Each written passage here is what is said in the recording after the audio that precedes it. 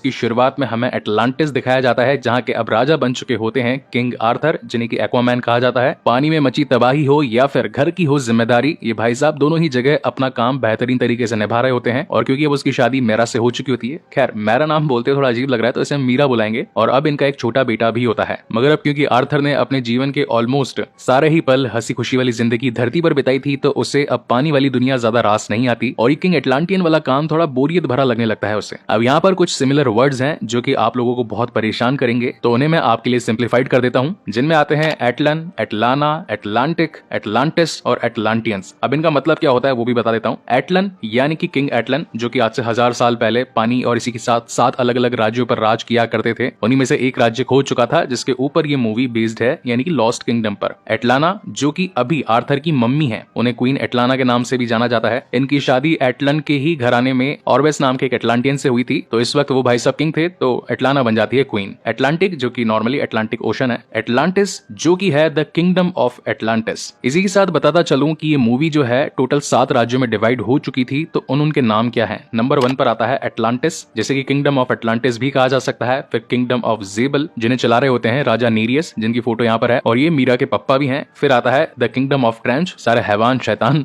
सब यहीं पर बसते हैं, अंधेरों के राजा कहलाते हैं। फिर आता है किंगडम ऑफ फिशरमैन, फिर आता है किंगडम ऑफ ब्राइन। छठे नंबर पे है द मिसिंग किंगडम, जिसे कि हमने फर्स्ट पार्ट में देख लिया था, वो पूरी तरीके से रेगिस्तान में बदल गया था और इन लोगों के बढ़िया बढ़िया हथियार भी यहीं पर ही बनाए जाते थे, जैसे कि किंग एटलन का ट्राइडेंट, हिंदी में त्रिशूल कहते हैं वैसे। और 7वें नंबर पे होता है द लॉस्ट किंगडम, जिस पर आज हम बात करने वाले हैं। और हाँ, लास्ट वर्ड तो बताना ही भूल गया, एटलांटियंस मतलब कि जो भी लोग एटलांटिक ओशन के अंदर रहते हैं तो वो कहलाते हैं एटलांटियंस। और हाँ, इंसानों की आंखें पानी में अगर देखेगी तो उन्हें सब कुछ अंधेरा ही अंधेरा नजर आएगा, अंधेरा कायम रह के टाइप। लेकिन एटलांटियंस जो भी हैं उन्हें पानी की हसीन रंगीन दुनिया दिखाई पड़ती है अपनी नजरों से, जिसे दिखाने के लिए डायरेक्टर भाई साहब ने बहुत अच्छे CGI, VFX और ग्राफिक्स का तगड़ा इंतजाम किया है। आई होप कि कहानी का बेस, छोटी मोटी पास्ट हिस्ट्री आपको समझ में आ गई होगी। अब यहाँ से मेन स्टोरी लाइन स्टार्ट होती है। लास्ट मूवी के जो विलन होते हैं यानी कि डेविड, जैसे कि ब्लैक मैंटा भी कहा जाता है, बदले की आग में झुलसता हुआ वो उस खोए हुए राज्य को ढूंढना चाहता था जहाँ पर उसे हथियार वगैरह मिल जाए और वो अपने दुश्मन यानी कि एक्वामैन को खत्म कर पाए। इनकी दुश्मनी क्यों हुई है, इसके लिए फर्स्ट पार्ट अवेलेबल है चैनल पर, जाकर आप चेकआउट कर सकते हैं। Now coming back to the story, होता यह है कि ये लोग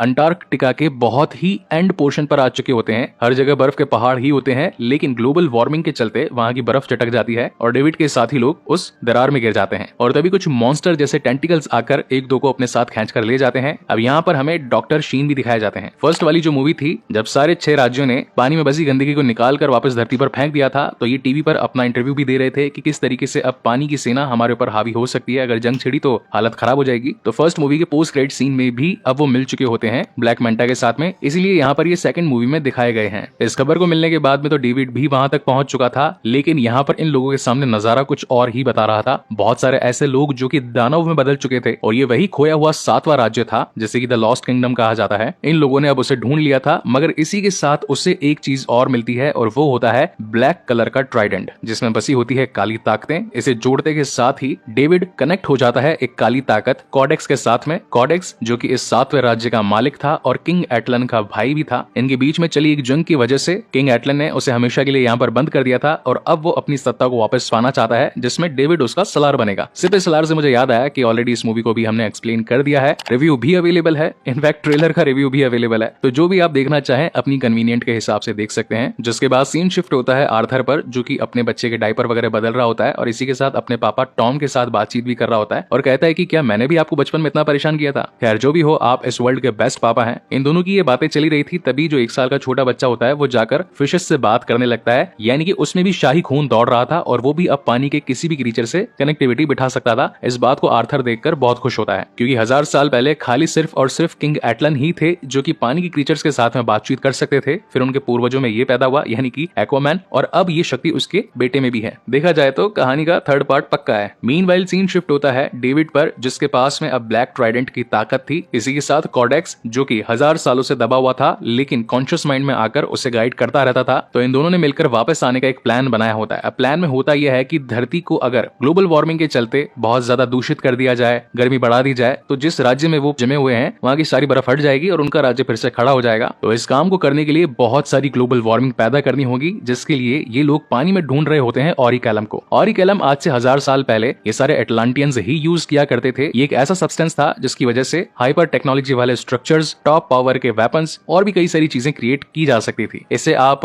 MCU वाला वाइब्रेनियम समझ सकते हो या फिर एक्समैन वाले यूनिवर्स से एडमेंटियम समझ सकते हो। तो DCEU के यूनिवर्स का ये हो गया ऑरिकैलम। अगर इसे भारी मात्रा में यूज किया जाए, भट्टी में जलाया जाए, तो ये धरती पर तगड़ी मात्रा में ग्लोबल वार्मिंग फैला देगा। लेकिन ये ऑरिकैलम बहुत ही लिमिटेड प्लेसेस पर था, जिसे कि अब एटलांटियंस यूज नहीं करते थे। उन्हें मालूम चल गया था कि इसका यूज करने पर हालांकि तरक्की तो हो जाती है, लेकिन उससे पानी में, धरती पर, आकाश में, हर जगह बहुत ज्यादा प्रदूषण होता है। तो उन्होंने उसे वॉल्ट्स में छिपा दिया, 12 अलग अलग। तो डेविड भैया हर महीने एक जाते थे, वॉल्ट को खोलते थे, चुराते थे और ऑरिकैलम को जलाकर प्रदूषण फैला रहे थे। और इस बार जो वॉल्ट इन्होंने खोला था, ये आता है एक्वामैन के अंडर वाला वॉल्ट। तो चोरी करते हुए भाई साहब पकड़े जाते हैं। एक्वामैन की डेविड के साथ फाइट होती है, बहुत तगड़े धुआंधार CGI का यूज हुआ है। लेकिन इस बार ब्लैक मैंटा के पास नेक्रेस पावर यानी कि कॉडेक्स की आत्मा वाली ताकत भी होती है, तो वो आराम से उसे धूल चटा देता है, इनकी शिप वगैरह भी तबाह कर देता है, बहुत सारे लोगों को भी जान से मार देता है और चुरा करके ऑरिकैलम को एक सीक्रेट प्लेस पर ले जाता है। जिसके बाद सारे सी लेवल मेंबर्स की मीटिंग होती है कि भैया डेविड आया, माल चुरा करके ले गया, लेकिन कहां लेकर के गया इस बारे में इन्हें कोई इन्फॉर्मेशन नहीं होती है। जहां पर आर्थर इनको ये सुझाव देता है कि पानी की दुनिया के बारे में ऑर्म यानी कि मेरा छोटा भाई वो मुझसे ज्यादा जानता है, तो उसे मालूम होगा कि ऐसे छठे हुए बदमाश कहां पर जाते हैं और ये काम कहां से एग्जीक्यूट हो सकता है। तो उससे बातचीत करने के लिए उन्हें द मिसिंग किंगडम में जाना पड़ेगा। हालांकि बाकी 6 राज्यों में जो डील हुई थी उसके अकॉर्डिंग ऑर्म को अब नहीं छोड़ देना चाहिए था, क्योंकि वो आएगा फिर तबाही फैलाएगा। उसने द फिशरमैन किंगडम के मेन लीडर को भी जान से मार दिया था। लेकिन आर्थर भैया कहते हैं कि यार देखो, ये बात आपके और हमारे बीच में ही रहेगी कि मैं उसे छुड़वाने जा रहा हूँ या बात करने जा रहा हूँ, क्योंकि अगर ये बातचीत हुई नहीं, मुझे पता चलेगा नहीं, तो हो सकता है ये दुनिया कहीं खत्म ना हो जाए। लेकिन वहां जाना खतरे से खाली नहीं था, क्योंकि किसी और राज्य को इस बारे में मालूम चला तो एक बड़ी जंग भी छिड़ सकती थी। इसलिए इस बार एक्वामैन को कुछ नए गैजेट्स दिए जाते हैं, जिनमें होता है एक उसका बहुत ही लेटेस्ट वाला सूट। इस सूट की सबसे खास बात ये होती है कि 1 मिनट के लिए एक्वामैन को पूरी तरीके से इनविजिबल कर सकता है इन टर्म्स ऑफ आकाश, धरती और पानी। तो काफी मुश्किलों के बाद में ये लोग पहुंच जाते हैं ऑर्म को छुड़वाने के लिए। ऑर्म की हालत इस वक्त बहुत ज्यादा खराब हो चुकी थी, वो कुपोषित वाला क्रिश्चियन बेल बन चुका था, जिसकी हड्डियां तक दिख रही थी। आर्थर कहता है कि भाई मैं तुझे बचाने के लिए आया हूँ, धरती पर एक खतरा आ चुका है जिसका नाम है ब्लैक मैंटा, उसकी पावर्स अब डबल हो चुकी है, दुनिया के किस कोने में बैठा है हमें नहीं पता, इस काम में तुम ही मेरी मदद कर सकते हो। मगर इतने में ही वहां के गार्ड्स इन पर हमला कर देते हैं। ये लोग वहां से जान बचाकर भागते हैं। इनको 2 क्रीचर भी मिल जाते हैं जो कि दिखने में कुछ केचुए जैसे दिख रहे थे,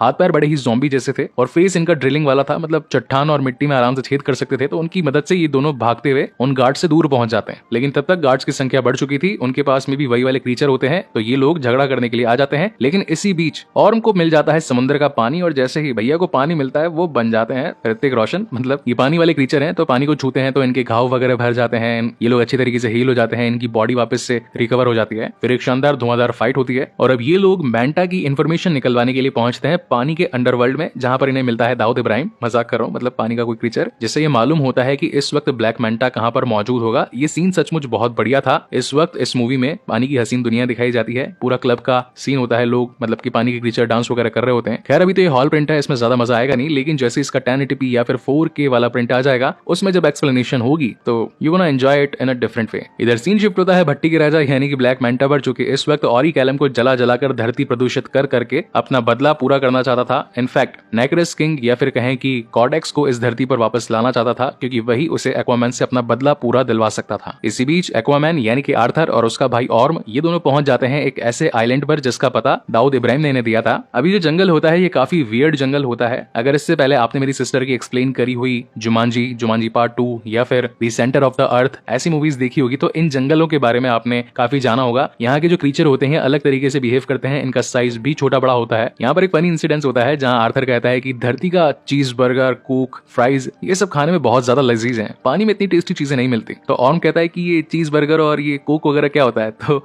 वहां पर आर्थर एक कॉकरोच जा रहा होता है, उसे कहता है कि ये खा ले, बहुत टेस्टी है। ऑर्म उसे खा भी लेता है और उसे लगता है कि हाँ ये तो सचमुच टेस्टी है, धरती का खाना लाजवाब है। लेकिन तभी कुछ मधुमक्खियां इनके पीछे पड़ जाती है। आर्थर अपना दिमाग चलाते हुए एक मूर्ति को गिराकर आगे जाने का रास्ता बना लेता है। सॉरी, मधुमक्खियां नहीं होती, वो टिड्डे होते हैं, और टिड्डे फुदक फुदक कर जब इनके पास तक पहुंच ही रहे होते हैं, आर्थर नीचे का रास्ता तोड़ देता है, जिससे कि सब टिड्डे नीचे गिर जाते हैं। यहाँ डॉक्टर शीन को ब्लैक मैंटा के बारे में सच्चाई मालूम चल जाती है कि वो नेक्रेस से अपनी खाली ताकतों को मंगवा रहा है, कॉडेक्स उसके साथ मिला हुआ है, ये लोग पूरी धरती को खत्म कर देना चाहते हैं, इसलिए कहीं ना कहीं अब वो बैकआउट करना शुरू कर देता है। इन बिटवीन ये दोनों भाई लोग यहाँ पर पहुंच जाते हैं, तगड़ी फाइट होती है। फाइट सच में बहुत लंबी है, बहुत बढ़िया है, अच्छी CGI का यूज हुआ है। इस फाइट को एक्सप्लेन करूंगा तो कॉपीराइट क्लेम आ जाएगा। सो डायरेक्ट आते हैं मेन कंक्लूजन पर। हुआ ये था कि आज से 1000 साल पहले ये जो 2 भाई होते हैं कॉडेक्स और एटलन, एक को राज्य मिल चुका था एटलांटिस, जिसे कि अपनी ट्राइडेंट की मदद से किंग एटलन ने बहुत ज्यादा समृद्ध, बहुत ही बढ़िया हाईटेक बना दिया था। वहीं ज्यादा ताकत पाने के चक्कर में कॉडेक्स ने काली किताबें पढ़ना स्टार्ट कर दिया था। काली ताकतों से नाता जोड़ लिया था, जिसमें नेक्रस नाम की एक पावर होती है, ब्लैक पावर कह सकते हैं इसे। अब वो बस जाती है कॉडेक्स के अंदर और वो बन जाता है तमराज किल्विश मतलब काली ताकतें आ जाती है उसमें,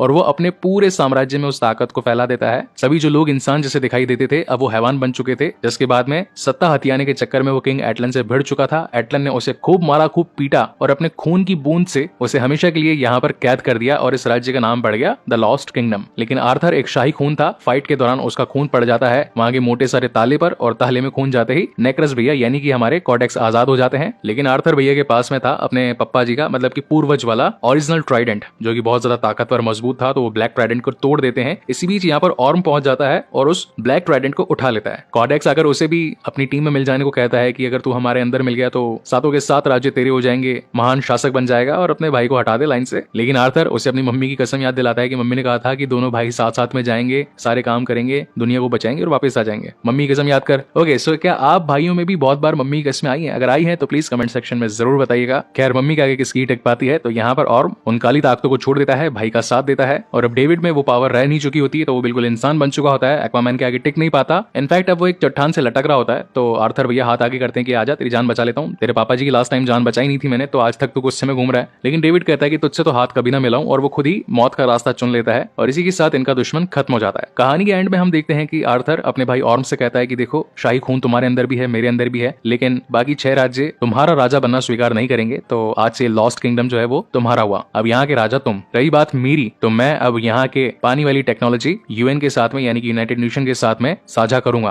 अब आपको कहीं ना कहीं ये मूवी ब्लैक पैंथर की याद दिलाएगी, जहां पर टिचाला ने अपने वाइब्रेनियम को वकांडा से यूएन में बांटने के बारे में सोचा था ताकि उनकी टेक्नोलॉजी बढ़ सके, तो ऐसा ही कुछ हमें यहाँ पर भी दिखाया जाता है। और इसी के साथ ये मूवी यहाँ पर खत्म हो जाती है। फिर आता है